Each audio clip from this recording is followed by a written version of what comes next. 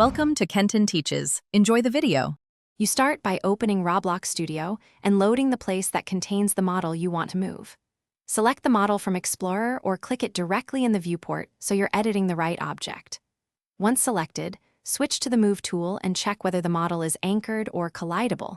This affects movement. If anchored, you won't be able to reposition until unanchored. Make sure the model's primary part is set if you plan to move it as one unit. Next, assign a primary part if the model lacks one.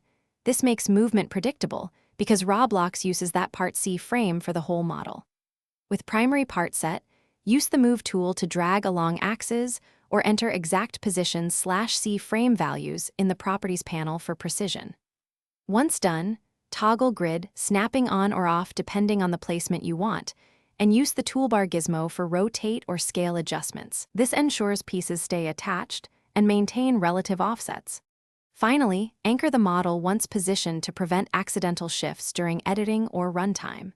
Then immediately test in play mode to verify the visual placement and any gameplay behavior tied to the model. If something goes wrong, parts separating or unexpected physics, make sure welds or constraints are intact and that all parts share the same primary part reference. If movement fails, recheck anchoring and collision, and use explicit C-frame assignment via script for programmatic placement when needed. Thanks for watching. Please subscribe if this video was helpful.